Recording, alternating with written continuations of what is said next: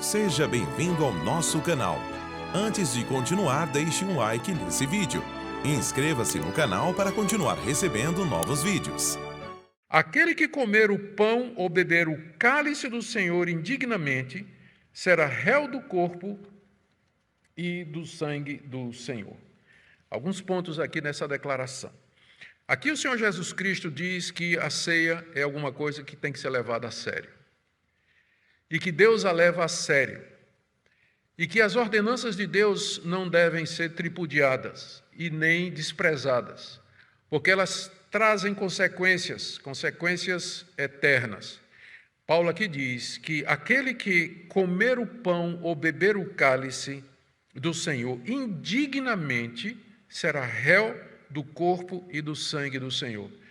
Talvez você nunca tenha percebido a importância da ceia, talvez você já se aproximou algumas vezes da mesa do Senhor, pegou o pão, pegou o cálice, fez o que todo mundo estava fazendo e não estava pensando, meditando, não estava com a atitude espiritual apropriada para celebrar aquele momento.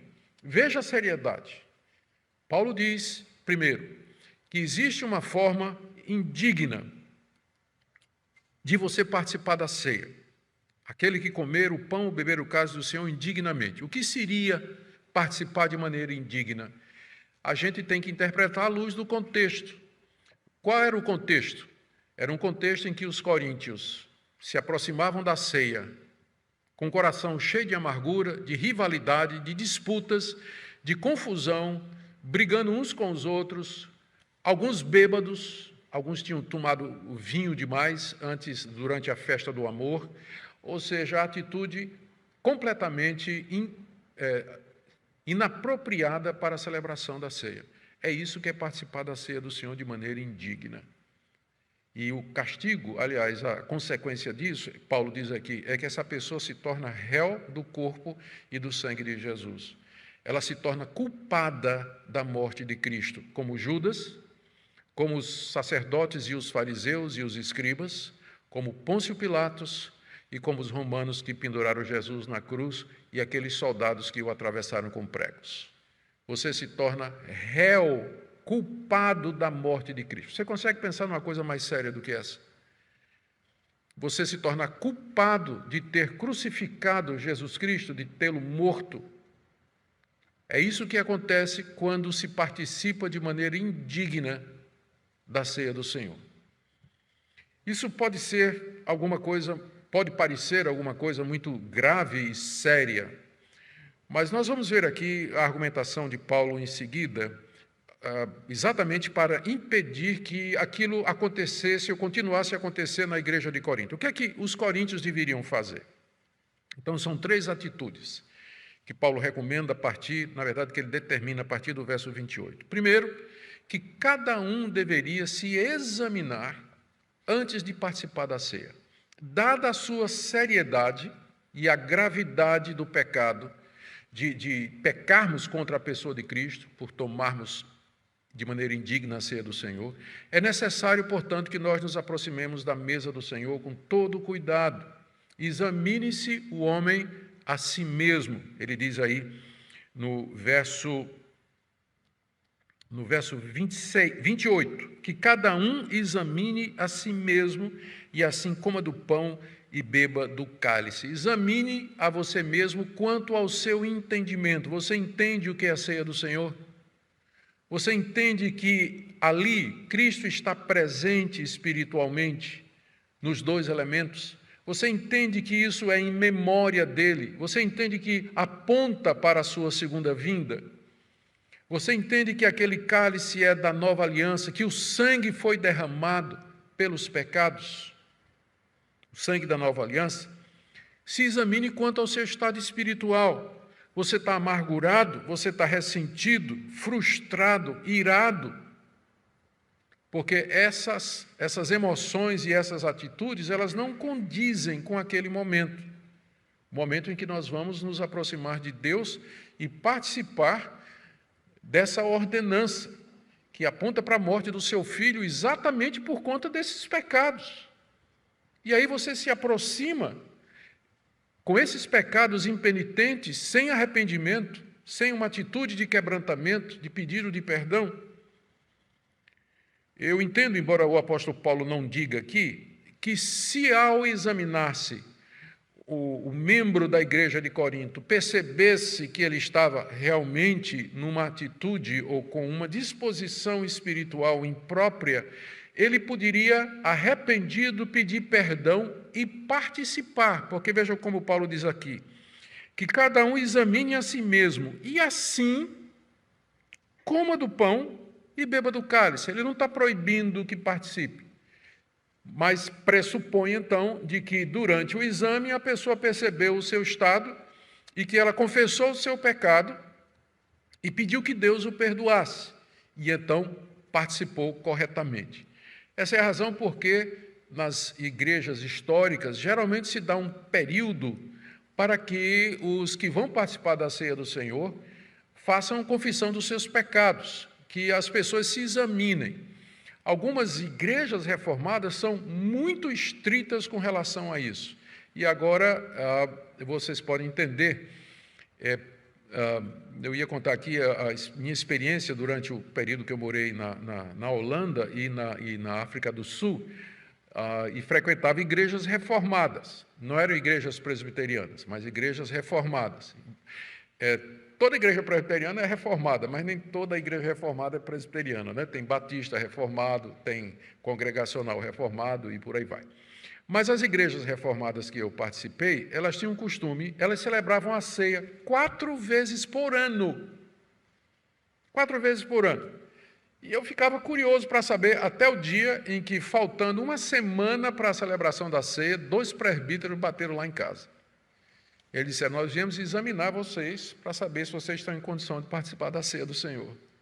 Por isso que era 4 vezes por ano, para dar tempo para os presbíteros visitarem todas as famílias da igreja e investigar, averiguar como é que estava a vida familiar, se o casal estava bem, se tinham dívidas, se estavam com problemas. Um deles foi até na nossa geladeira, ainda bem que ele foi, era estudante pobre, né, aliás, não é?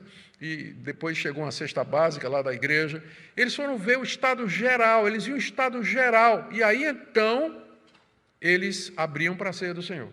Talvez possa ser um pouco exagerado, né? Mas mostra como essas igrejas levaram a sério isso aqui, a preparação para a ceia do Senhor.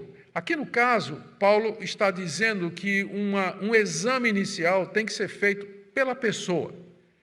Pela pessoa. Então, é você que tem que se examinar inicialmente. E aí participar da ceia do Senhor. Se você participa, mesmo que a sua consciência mostrou que você está em pecado, que você não se arrependeu, que você não quer se consertar, então vai acontecer com você o que Paulo vai dizer aqui em seguida. Vai acontecer com você o que Paulo está dizendo aqui em seguida. Mas a primeira coisa é essa daí. O exame é feito pela própria pessoa. Em caso de pessoas que estão obviamente em pecado e que elas continuam participando da ceia do Senhor e não estão nem aí é que a igreja deve afastar essas pessoas da ceia para o bem delas. E é o que o apóstolo Paulo explica lá em 1 Coríntios 5, que nós já vimos.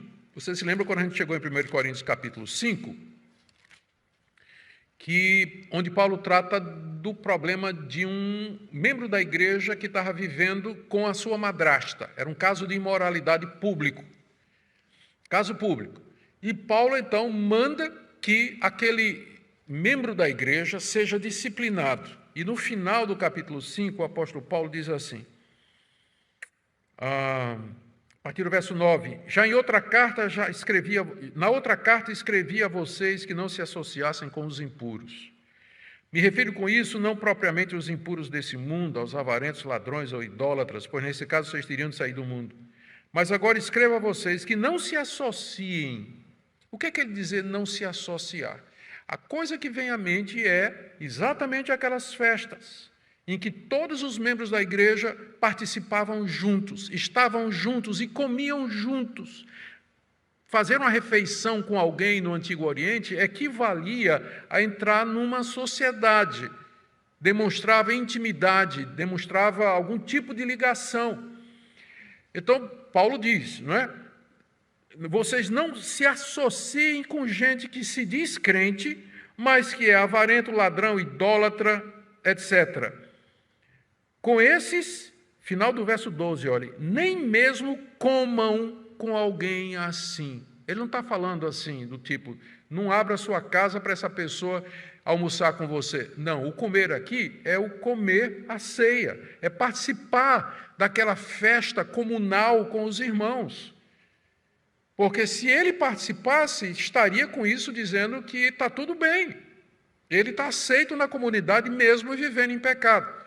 Daí, então, essas passagens elas são usadas por algumas igrejas históricas, para aplicar a pena de suspender um membro da ceia do Senhor quando ele está vivendo em pecado e ele não deseja se arrepender. Se o caso é muito grave e público, ele é logo expulso, né? Ele é disciplinado, ele é excluído da vida da igreja. Mas antes de fazer isso, algumas igrejas primeiro suspendem da ceia do Senhor para o bem dele, para que a situação dele não fique pior, como Paulo diz a partir do verso 29. Quem come, olha o que é que diz o verso 29, quem come e bebe sem discernir o corpo, come e bebe juízo para si.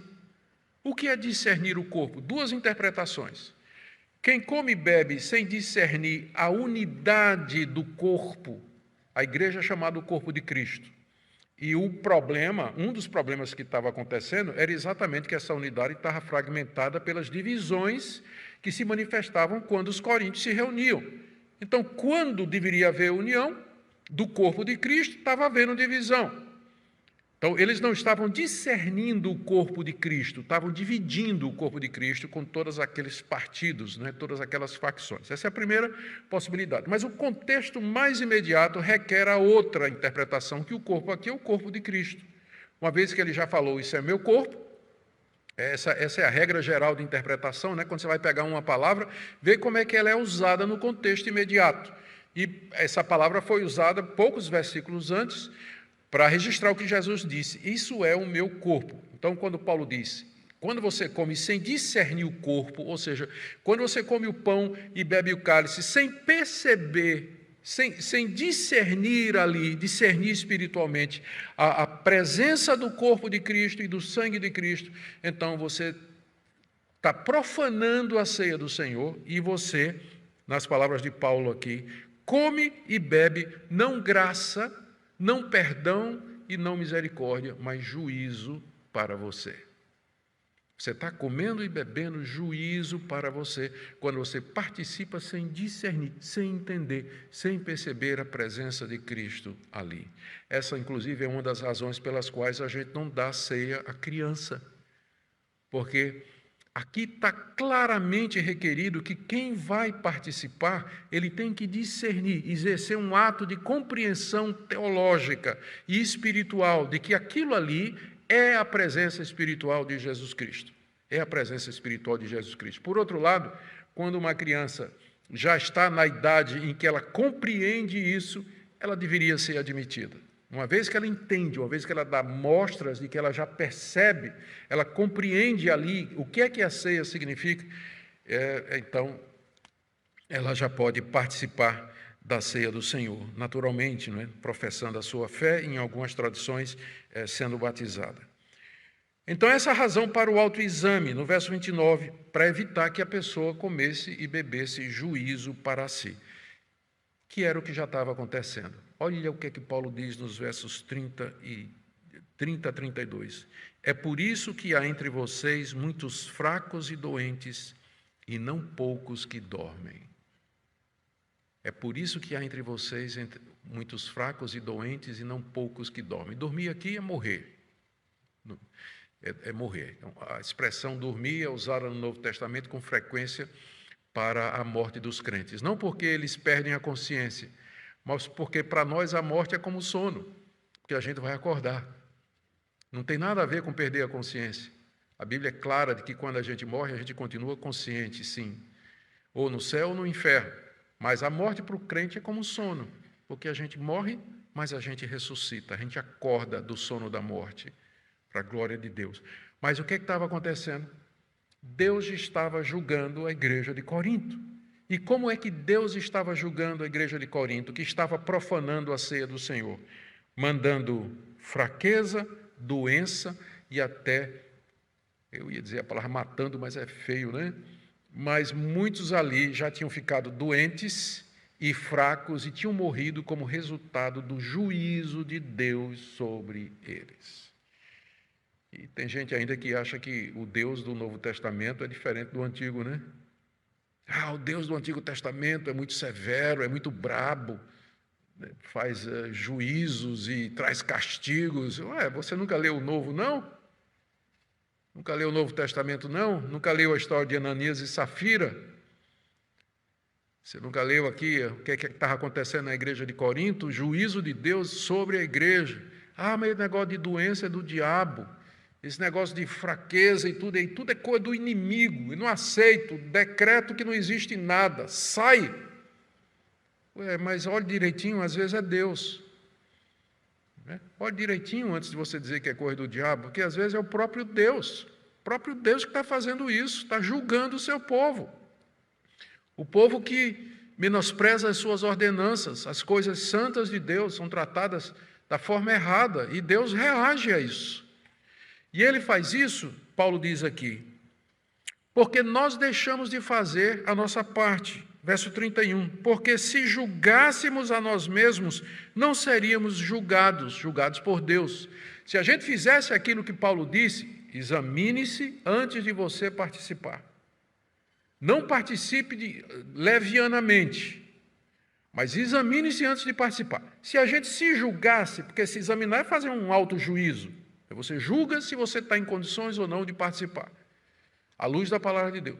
Se a gente fizesse isso, se a gente se julgasse, a gente não seria julgado por Deus. Deus só faz isso quando nós deixamos de fazer aquilo que Ele nos mandou. Mas a misericórdia de Deus é tão grande, olha o verso 32. Mas, quando julgados por Deus, somos disciplinados pelo Senhor para não sermos condenados com o mundo. Nós estamos falando aqui de gente crente, de gente que é filho de Deus, e que Deus castiga não para condenar juntamente com o mundo, mas castiga exatamente para não ter de nos condenar com o mundo. Quando a gente não se examina e não se julga, Deus faz isso como um pai bondoso. O pai espera que a criança de uma certa idade, ele tenha noção do que é o certo e o que é o errado e ande pelo caminho correto, que a criança exerça a sua capacidade de entender o que é certo e o que é errado. Quando a criança não faz, o pai vai lá e faz, para o bem dela, para ela não cair nas consequências de uma decisão errada e não colher o fruto amargo de uma escolha equivocada e pecaminosa. Então, porque Deus nos ama, Ele nos disciplina. Ele nos castiga, como um pai corrige o seu filho, exatamente para que a gente não seja condenado com o mundo. Deus vai condenar o mundo, mas os seus filhos não serão condenados com o mundo. E para que isso não aconteça, Deus então nos julga agora, para que Ele não nos julgue no dia do juízo. Quando eu falo juízo, julgar no dia do juízo é condenar a gente no dia do juízo. Ele faz isso agora, para que nós não caiamos naquela condenação que virá sobre a humanidade na vinda do Senhor Jesus e que é celebrada na ceia. A ceia aponta para a vinda de Cristo. E quando Ele vier, Ele vem não só buscar o seu povo, mas para julgar o mundo. O que é que essa passagem nos ensina? O que é que ela traz para nós hoje? Primeiro, a seriedade com que a gente deve abordar a ceia do Senhor. A seriedade. Como crentes, individualmente, na hora de participar, eu não sei qual é a sua igreja, eu sei que há irmãos aqui de diferentes denominações, mas todas as igrejas evangélicas celebram a ceia do Senhor. Então, a seriedade com que você deve participar, lembrando o que é que a ceia representa, ao que ela aponta e o que é que nós celebramos ali. Também, a necessidade de nós percebermos que Deus disciplina o seu povo com doenças e até a morte, crentes que menosprezam as suas ordenanças. Deus leva a sério, muito a sério, as suas coisas. O seu evangelho, a sua igreja, a sua palavra, as ordenanças que ele nos deixou. São coisas sérias, são questões de vida ou morte, tem a ver com o nosso destino eterno e, portanto, devem ser tratados com todo respeito. Por isso que a gente sempre fala, gente, quando a gente vem para o culto, venha numa atitude de adoração. Venha para participar do culto, não é para ficar no celular, não, o tempo todo, ou pensando em outras coisas, ocupando a mente com trivialidades, se distraindo. Não, estamos aqui na casa de Deus para celebrar a ceia do Senhor, para ouvir a pregação, participar do culto, e que coisa solene e séria, não é verdade? Então, Deus traz esse tipo de disciplina e castigo sobre o seu povo quando o povo se rebela contra ele. E por último, e gente, aqui eu creio que era o ponto mais sério, o dever dos líderes espirituais, o dever dos pastores e presbíteros de fazer com que a ceia seja celebrada da forma correta e com a atitude correta. As igrejas, a liderança das igrejas, os pastores, eles têm que zelar por isso, que a ceia está sendo celebrada da forma correta e com a atitude correta. Tem que instruir o povo, e, se necessário, conhecendo a vida espiritual, o estado espiritual de alguns membros, afastá-los da ceia do Senhor para o bem deles, para que eles não incorram nessa condenação que está sendo dita aqui. Mas, infelizmente, a ceia é tratada de maneira mística, de maneira descuidada, é como se fosse apenas um ritual mecânico. As pessoas, tanto os líderes quanto os membros, às vezes não percebem a seriedade, a gravidade e a solenidade desse momento tão importante que é a celebração da ceia do Senhor. Espero que esse estudo ajude você a ter uma nova atitude com relação à ceia do Senhor. Na sua igreja, onde você congrega, que você participe com alegria, gratidão e com atitude. Aproveite também para nos seguir no Instagram e receber conteúdos exclusivos.